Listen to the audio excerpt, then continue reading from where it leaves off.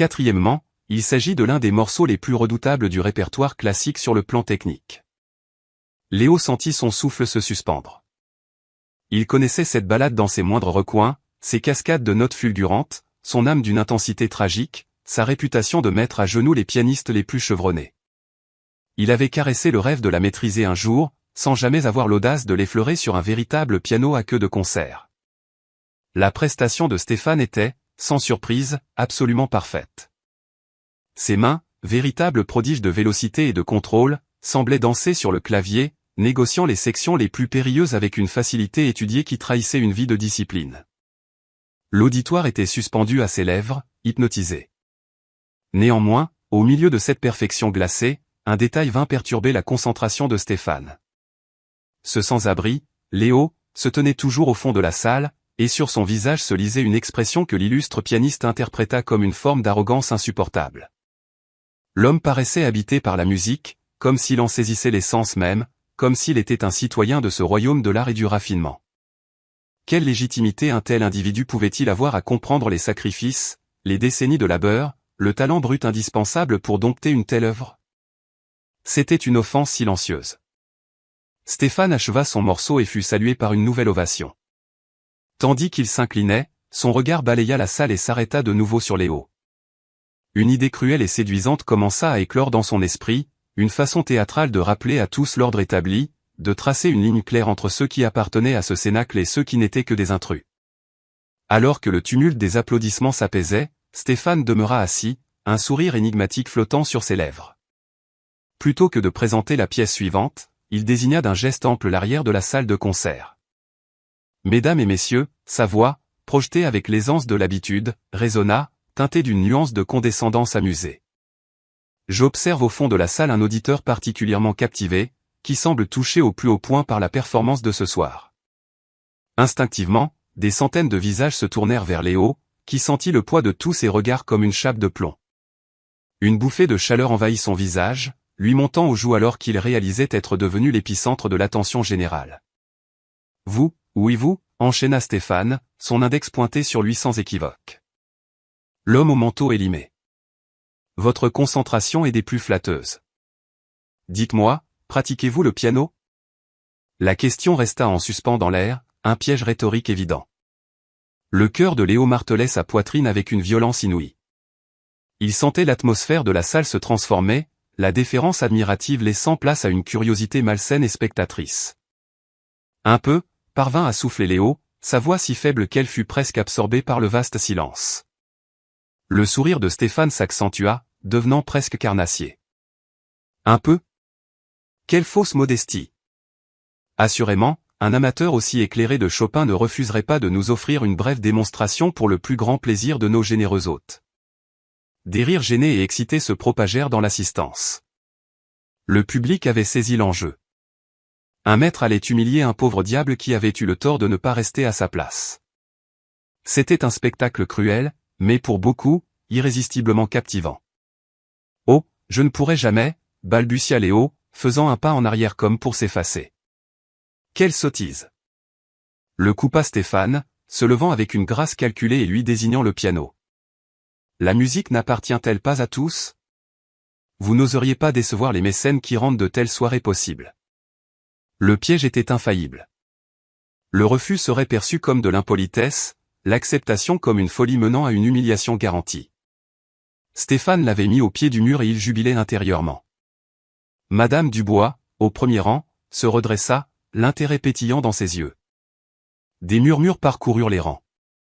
Une partie de l'audience semblait mal à l'aise devant cette cruauté mondaine, mais une autre frémissait d'anticipation. Approchez donc, le pressa Stéphane, son ton suintant une fausse bienveillance. Que risquez-vous? Vous avez écouté avec une telle ferveur. Qui sait, un peu de ma technique a peut-être déteint sur vous par simple proximité. Une nouvelle vague de rire parcourut la salle, bien que certains spectateurs, sentant le venin sous le vernis, s'agitèrent sur leurs fauteuils de velours. Léo resta pétrifié, un maelstrom de pensées dans son esprit. Il pensa à la dureté de la rue, à la place qui lui était assignée dans l'ordre des choses. Il repensa à toutes ces nuits passées à rêver de s'asseoir devant un tel instrument, de laisser s'échapper la musique qui chantait en lui. Mais surtout, il entendit la voix de son père, Jean, un écho chaud et lointain. Léo, il y a des moments dans une vie où l'on doit se lever et montrer au monde de quelle étoffe on est fait. Aspirant une grande goulée d'air, Léo s'avança. Le bruit de ses chaussures fatiguées sur le marbre lustré semblait sacrilège dans le silence religieux de la salle. Chaque pas était un supplice, sous le feu croisé des regards jugeurs et de l'anticipation narquoise de Stéphane. Splendide. Claironna Stéphane avec des applaudissements mesurés. Notre valeureux participant s'avance. Alors, que nous réservez-vous? Une berceuse, peut-être? Arrivé près du piano, Léo se tint un instant debout. Sa main, parcourue d'un léger tremblement, caressa le couvercle noir et brillant. L'instrument était un monarque, un piano à queue de concert qui avait connu les doigts des plus grands. Il pouvait presque en sentir l'âme.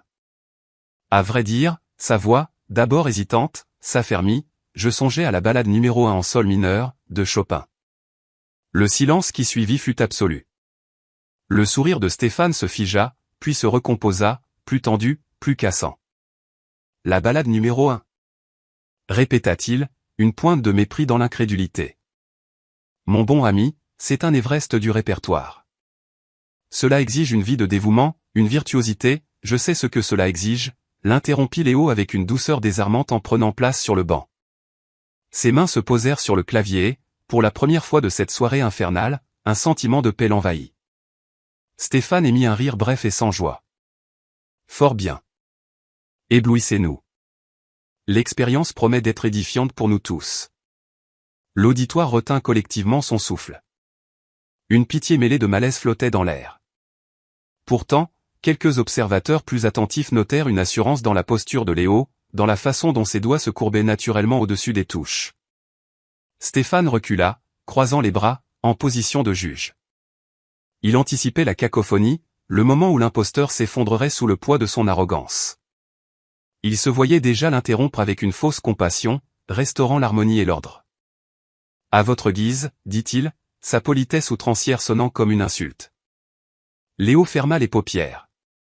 Ses doigts effleurèrent les touches. Dans le silence de son esprit, la voix de son père résonna, non plus en mots, mais en musique. Cette même ballade de Chopin, leur morceau, celui qui les liait par-delà la mort. Il rouvrit les yeux, embrassa du regard la foule anonyme, et joua.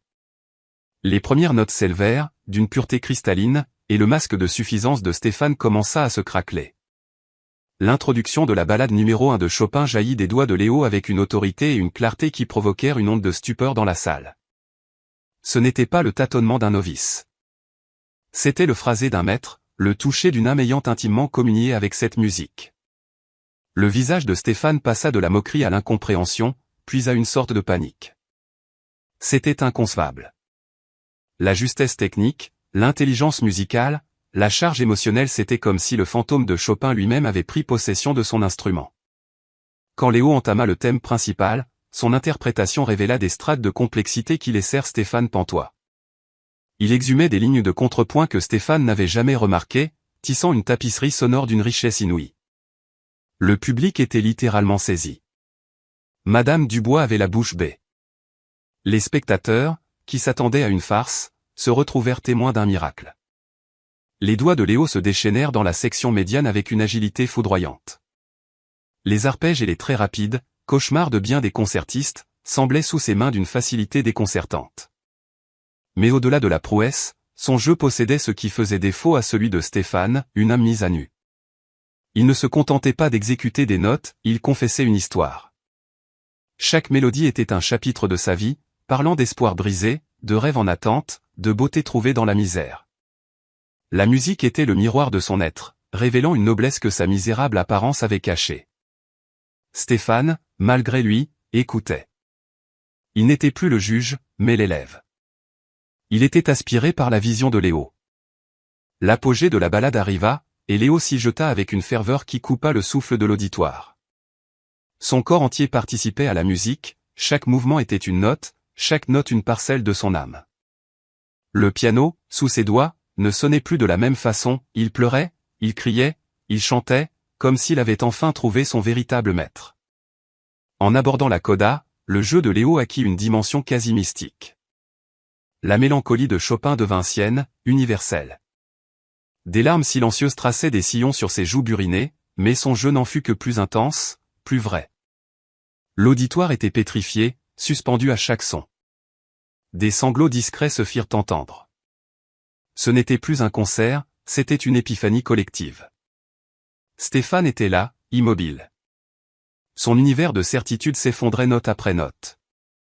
Tout son système de valeurs, basé sur le talent, le statut, le mérite, était anéanti par ce vagabond qui jouait comme un dieu. Léo atteignit les dernières mesures, où Chopin distille une vie entière de passion en un instant fugace. Son jeu devint immatériel, chaque note une parcelle d'éternité. Quand l'accord final résonna et mourut dans le silence, son spectre sembla flotter indéfiniment. Personne n'osait bouger, ni même respirer. Puis, lentement, Madame Dubois se mit debout. Les larmes inondaient son visage alors qu'elle commençait à applaudir. Non pas par convention, mais avec une ferveur qui venait du plus profond de son être. À sa suite, la salle entière se leva, et un tonnerre d'applaudissements éclata, une ovation comme la salle en avait rarement connue. Stéphane resta cloué sur place, regardant Léo comme s'il était une apparition.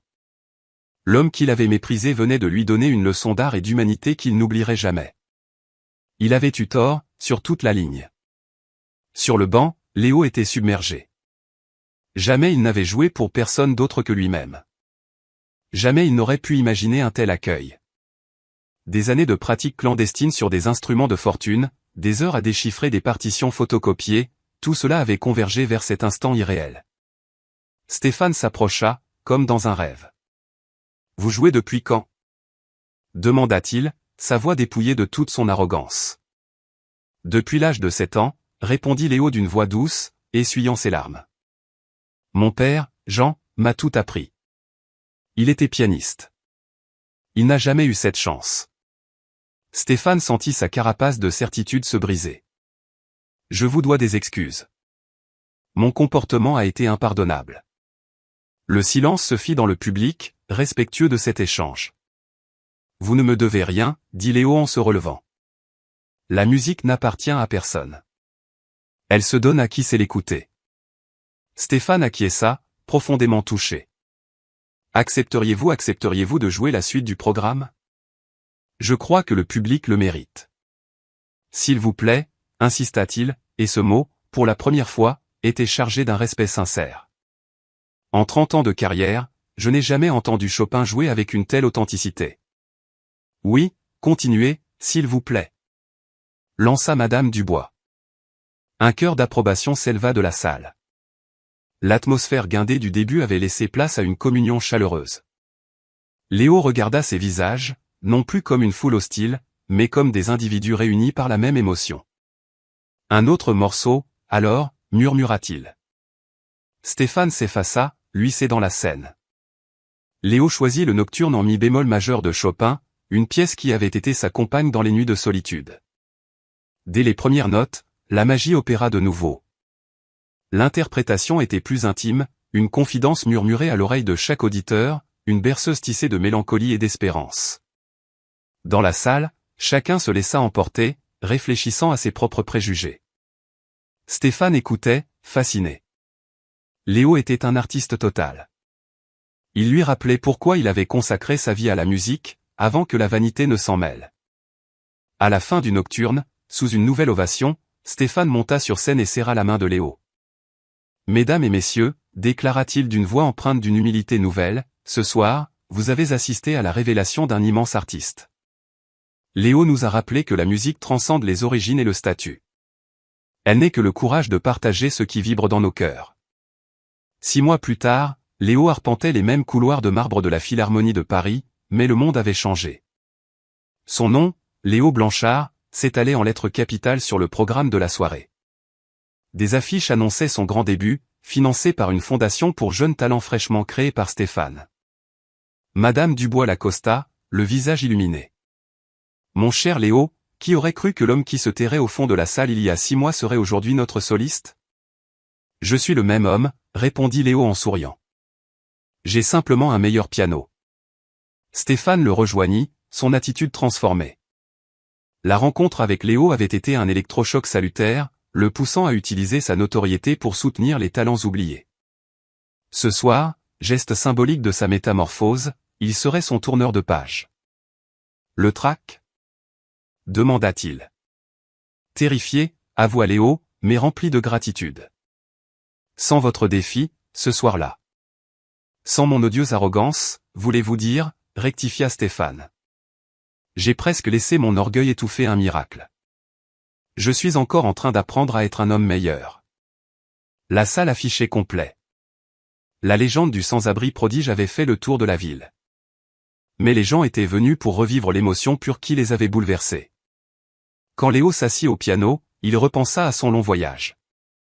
La mort de son père avait brisé sa trajectoire, le précipitant dans la précarité. Pendant des années, il avait cru que son rêve était mort avec lui. Mais il avait appris que les rêves ne meurent pas. Il sommeille, attendant le moment de se réveiller.